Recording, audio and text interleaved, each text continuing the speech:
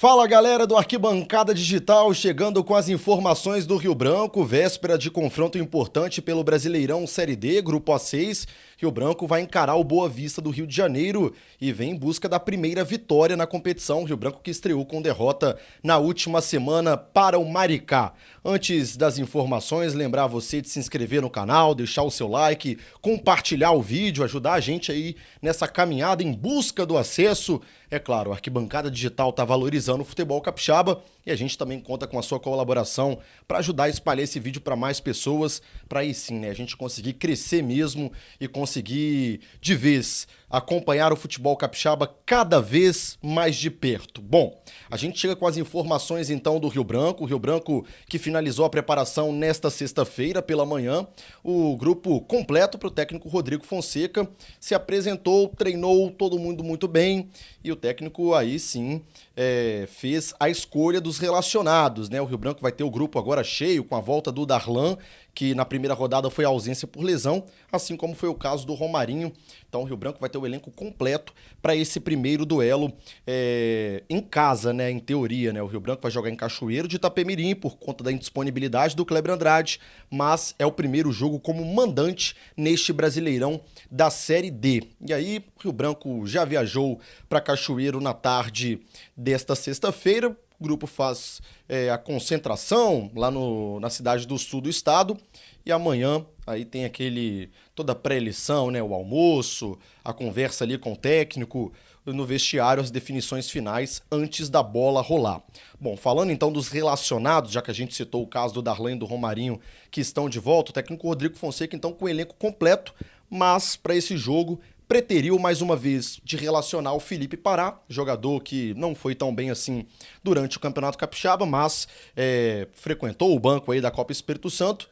Desta vez não, né? Mais uma vez não é relacionado para o duelo do Brasileirão Série D, assim como é o caso do Breno Melo, né? O Breninho que foi bem na última terça-feira, marcando gol, também não consta na lista de relacionados, jogador ainda passando por um processo de maturação, né? Muito jovem ainda.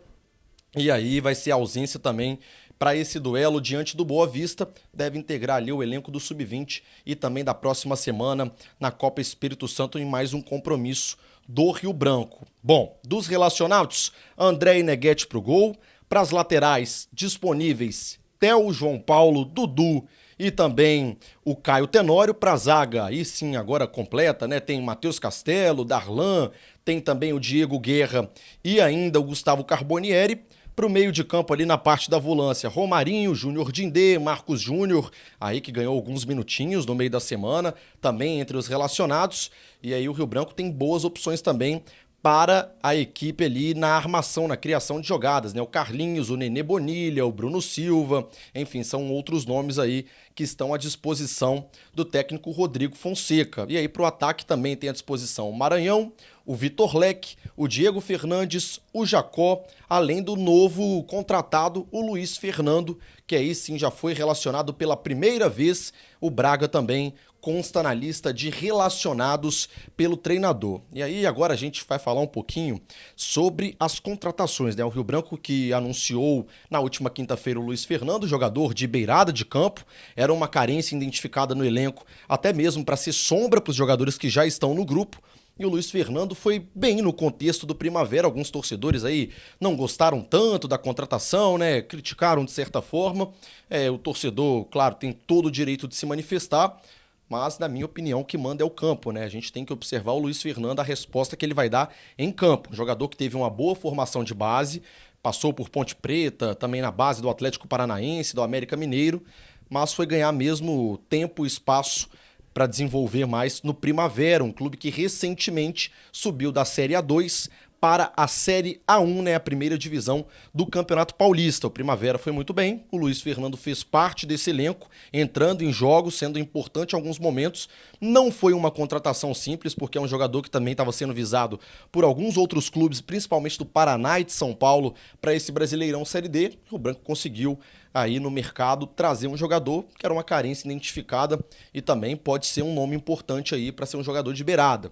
Por mais que os números do Luiz Fernando não sejam robustos, vamos dizer assim, é um jogador que pode sim produzir e que o técnico Rodrigo Fonseca deu o aval para a contratação, também passou pelo crivo ali do departamento de futebol. É um cara que vai integrar esse elenco do Rio Branco aí para o Brasileirão Série D. Os outros dois nomes que o Rio Branco ainda negocia, né? Até alguns colegas jornalistas já trouxeram aí a apuração do Vini Bala, por exemplo.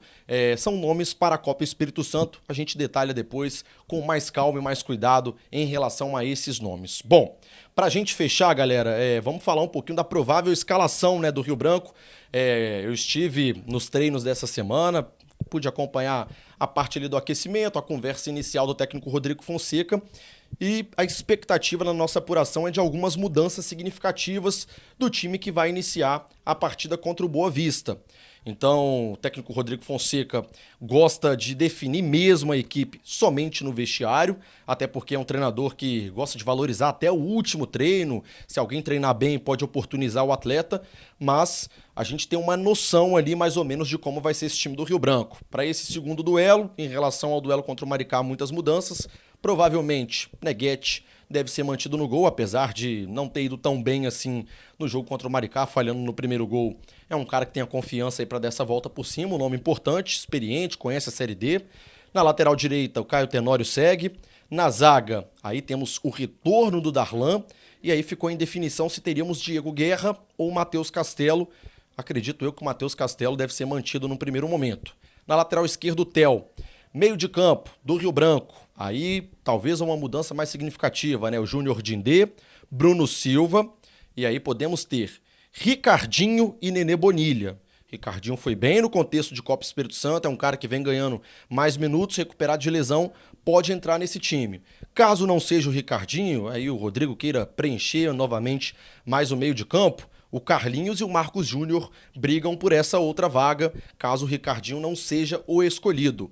E no ataque, mudança total. O Vitor Leque deve ganhar a primeira oportunidade como titular. O Braga foi o escolhido no duelo diante do Maricá na abertura. O Vitor Leque, que entrou muito bem, deve ser o nome que inicia diante do Boa Vista. E aí, na função de centroavante, muito provável que o Diego Fernandes volte a ser o escolhido. O Jacó foi o nome escolhido lá no primeiro jogo diante do Maricá. Diego Fernandes, então, deve retornar à titularidade. E aí, é claro, né, mais uma vez, o técnico Rodrigo Fonseca pode fazer uma ou outra alteração ali por conta do que viu no treino dessa sexta-feira ou por conta de um eventual problema que algum jogador sentir ali na fase de preparação para o duelo, no aquecimento, né, nos testes finais, como é dito. Mas é bem provável que esse seja o time do Rio Branco para encarar o Boa Vista. E para a gente fechar mesmo falando um pouquinho sobre esse Boa Vista, vem de um empate contra a equipe da Portuguesa, é um time que também é SAF, tem um poder de investimento interessante, ali até fazendo uma análise antes do campeonato, né, com alguns colegas, acho que é um dos adversários mais complicados que vai ter o Rio Branco neste Brasileirão Série D, por conta de ser um time estruturado mesmo, ter um bom treinador. E aí eu acho que vai ser um duelo mais duro. O Rio Branco já vai ter essa dificuldade de ter que jogar em casa, mas em Cachoeiro de Itapemirim. Vai encarar um adversário complicado que tem alguns nomes também bem conhecidos. Talvez o principal deles, o Anderson Conceição, jogador que vestiu a camisa do Cuiabá, do Vasco, atuou na primeira prateleira do futebol brasileiro por muito tempo e agora está defendendo as cores do Boa Vista. É isso, galera. A cobertura completa desse duelo entre Rio Branco e Boa Vista pela segunda rodada do Brasileirão Série D aqui no Arquibancada Digital, em busca do acesso, a gente acreditando desde o início que é sim possível conseguir o tão sonhado acesso para o Brasileirão Série C. Amanhã, tudo completinho nos perfis do Arquibancada, tanto aqui no YouTube, também quanto lá no Instagram, e a gente conta com a sua audiência. Um abraço, até a próxima. Valeu!